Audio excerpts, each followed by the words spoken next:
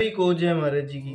गुरु प्यारे साधकों, जो मैं आज आप सबके लिए अनुभव लेके आया हूँ, ये बहुत लंबे चौड़े अनुभव नहीं हैं, ये छोटे छोटे अनुभव हैं। तो मैं हाथ जोड़ के आप सभी से यही प्रार्थना करता हूँ कि आप इन अनुभवों को पूरा जरूर श्रवण करना, क्योंकि ये आपका ज़्यादा समय नहीं लेंगे और ये हमारे लिए प्रेरणादायक होंगे।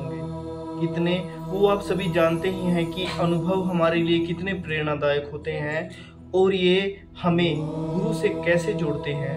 वो आज कुछ वैसे ही अनुभव मैं आप सबके लिए लेके आया हूँ। गुरु प्यारे साधकों, तो चलिए स्टार्ट करते हैं इन अनुभवों की श्रृंखला का पहला अनुभव, जो कि है अभिषेक शर्मा जी का।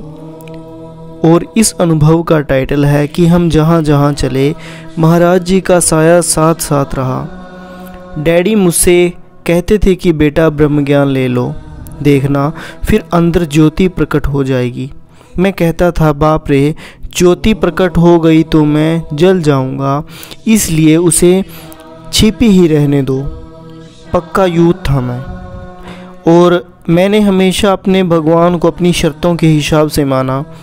मगर दिमाग में आया कि 40 दिनों का चलिया नानक प्याऊ गुरुद्वारे में रखने से बाइक मिल जाएगी, तो मैं वही करना शुरू कर दिया मैंने। और फिर एक ऐसी गुत्थी उलझी जो किसी ट्रिक से नहीं सुलझी, वह थी लव मैरिज। मैंने सोचा डैडी को खुश करने का एक ही तरीका है, वह उनके गुरु महाराज जी से ज्ञान दीक्षा ले लूं। पर धीरे धीरे यह लालच कहाँ खो गया और कब मैं महाराज जी का हो गया पता ही नहीं चला।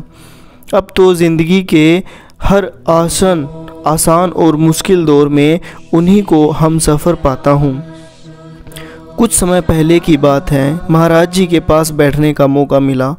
उन्होंने सबसे पहले यही सवाल पूछा कि कहाँ काम करते हो तुम, क्या प्रोफेशन है तुम्हारा। वे बहुत फिक्र में दिख रहे थे। मुझे उनकी वजह अगले दिन पता चली जब स्कूल मैनेजमेंट ने मेरे हाथों में इस्तीफ़ा थमा दिया। मैं यहाँ फ्रेंच पढ़ाया करता था। खैर, जब राइटिंग सेशन आया तो मेरे कानों में धुआं निकल गया। सुमिरन के अलावा कुछ नहीं करना आ रहा था। उसी समय महाराज जी का लाइव प्रोजेक्ट्स शुरू हुआ और महसूस हुआ। जानते हैं, अगले ही पल मैं कंप्यूटर पर फ्रेंच टाइप कर रहा था, जो ज़िंदगी में पहले कभी की भी नहीं थी। कि एक साधक के जीवन में गुरु महाराज जी के कितने अनुभव हुआ करते हैं, वो एक साधक बखूबी जानता है। तो धन्य है हमारा जीवन ऐसा जिसमें हमें गुरु महाराज जी मिले हैं। और जो अगला जो ये अनुभव है, ये है प्रदीप सहगल जी का। और वो बताते हैं कि उस दिन विक्रम ने पूरी क्लास को ब्रह्म ज्ञान का मैसेज दिया। थोड़ी ही देर के बाद ब्लैक बोर्ड पर बड़ा बड़ा लिखा था, फॉर मोक्ष कॉन्टैक्ट विकास। मैम आई तो पूछा यह सब क्या है। हमने पंजाबी में कहा, मैम ਤੁਹਾਨੂੰ मोक्ष चाहिदा है। नथू विक्रम द्वारा हैगा मोक्ष, हाँ। पर जो भी हो, काबिले तारीफ था विक्रम का हौसला। इतना मजाक बनने पर भी वह टस से मस नहीं हुआ और एक दिन उसने हम सबको अपने आश्रम चलने को मजबूर कर दिया। मुझे याद है, आश्रम आने से पहले हम सभी 10-12 लड़कों ने महामृत्युंजय मंत्र का पाठ किया था, ताकि हम पर कोई जादू या टोटका ना हो। प्लान बनाए थे कि हम वहाँ का प्रसाद नहीं खाएंगे, किसी से आई कांटेक्ट भी नहीं करेंगे, ताकि वे हमें किसी तरह के हिप्नोटाइज ना कर सकें। पर जब आश्रम में आए तो हमारे सारे प्लान धरे के धरे रह गए। क्योंकि यहाँ का माहौल इतना सहज, इतना अलौकिक, विचार इतने साइंटिफिक लगे कि हम सच में इम्प्रेस हो गए। कुछ दिनों के बाद हमने भी ब्रह्म ज्ञान की ज्ञान दीक्षा ले ली। दीक्षा मिलने के बाद एक दिन मैं छत पर घूम रहा था। एक सत्संग विचार मेरे दिमाग में उछला हुआ था कि जानो कौन हो तुम। मैंने जवाब ढूंढने के लिए अपने सारे तंतु झोंक डाले थे। मैं ज़रूर दुर्योधन होऊंगा, नहीं मैं हिटलर होऊंगा, नहीं क्रिस्टोफर कोलंबस। इतने में मैंने अपने ऑफ किए हुए फ़ोन को ऑन किया। मैं हैरान रह गया। उसका टाइटल बैनर बदला हुआ था। उस पर लिखा था कि जानो कौन हो तुम। मैंने इसे किसी दोस्त की शरारत समझी। करीबन सबके कान खींचे पर किसी ने हाँ नहीं भरी। मेरा शक था अब सीधे एक ही दोस्त पर गया। जी हाँ, आप समझ ही गए होंगे। अब मैंने मन ही मन उससे प्रार्थना की। बहुत देर से सवाल उछल कर मुझसे खेल रहे थे। अब जवाब भी तो बता दो। अगले ही पल जब मैं आश्रम पहुंचा तो अखंड ज्ञान की वही पत्रिका वह उसका वही पेज मेरे सामने आ गया जिस पर लिखा था कि जानो कौन हो तुम। पर अब प्रश्न के साथ जवाब भी लिखा था, जिसे मैंने बेफिक्र आंखों से फटाफट पढ़ लिया। पढ़कर अपने हर पल साथ रहने वाले दोस्त यानी कि गुरु महाराज जी को मैंने थैंक्स बोला। और कितने ये छोटे छोटे अनुभव हैं, पर ये हमारे जीवन में कितनी सीख लेके आ रहे हैं। कैसे पहले अनुभव के माध्यम से हमने सीखा कि कैसे एक बिगड़े हुए बच्चे को, जिसने एक जानबूझकर सिर्फ और सिर्फ अपने पिता को खुश करने के लिए, अपनी ज़रूरतों को पूरा करने के लिए ब्रह्म ज्ञान लिया, पर फिर गुरु महाराज जी ने उस पर एक ऐसी छाप छोड़ दी अपनी कि फिर वो महाराज जी से एक पल के लिए भी दूर नहीं हुआ। और दूसरा जो अनुभव हम सब ने श्रवण किया कि उसका भी टाइटल यही था कि वो डर कर आश्रम गए थे कि कहीं ये हमारे ऊपर कोई टोटका ना करते, तांत्रिक क्रिया ना कर दे। पर जब उन्होंने वहाँ जाकर देखा कि वाकई ये तो सत्य का प्रचार करते हैं, और गुरु महाराज जी ने उनके मन की भी एक पल में सारी दुविधा को महाराज जी ने दूर कर दिया।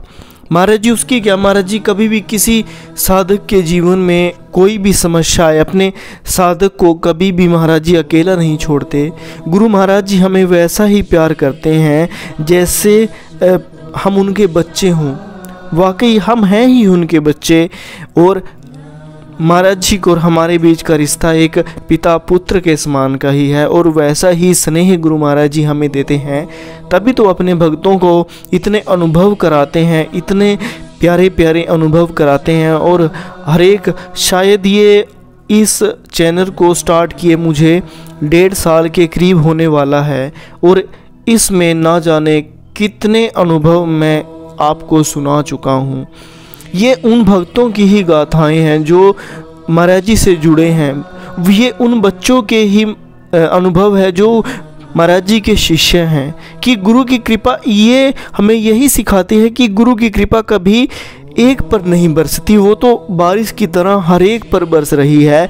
बस शिष्य को उसे लेने आना चाहिए कि वो कैसे उस बारिश को इकट्ठा कर सके। तो चलते चलते एक छोटा सा अनुभव, आज थोड़ा छोटा रहेगा ये अनुभवों की श्रृंखला, पर चलते चलते ये अनुभव और मैं आप सबको सुनाना चाहूँगा, जो है अमित एरी जी का। वो बताते हैं कि मैं सोचा करता था कि मेरी कॉलोनी के इतने हाई फाई लड़के भला DJJS से कैसे जुड़ गए।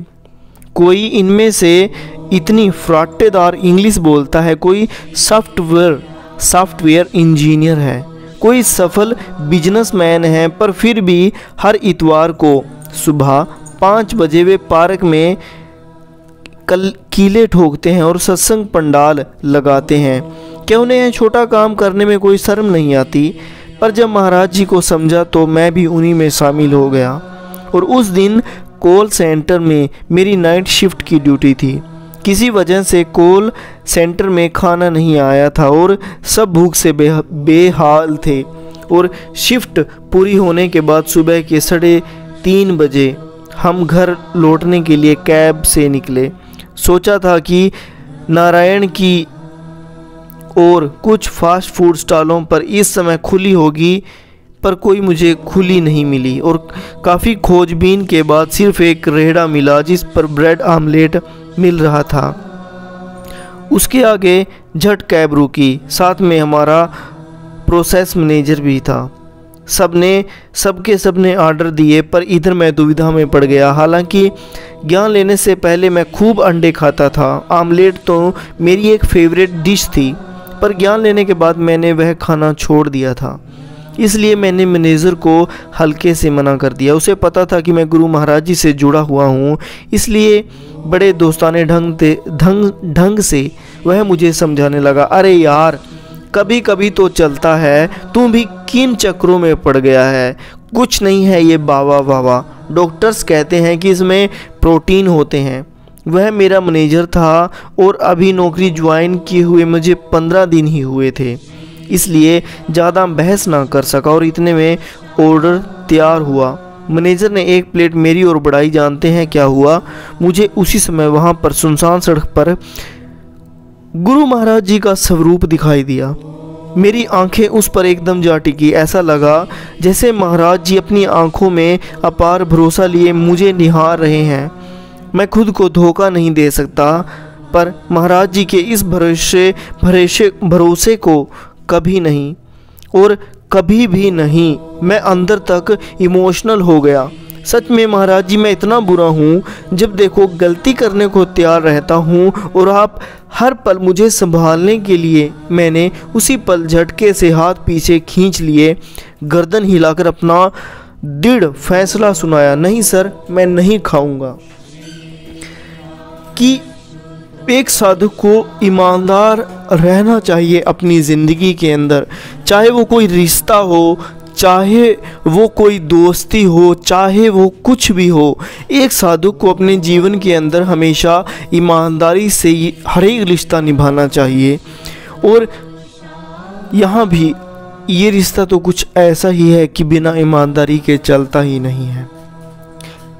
योगानंद जी परमहंस ने भी कहा है अपने विचारों के अंदर, योगानंद परमहंस जी ने, कि आप डेली अपने दोस्तों के पास ना जाएं, पर जब भी जाएं तो उन्हें ऐसे मिलें कि जैसे आप उनके बिना रह नहीं सकते।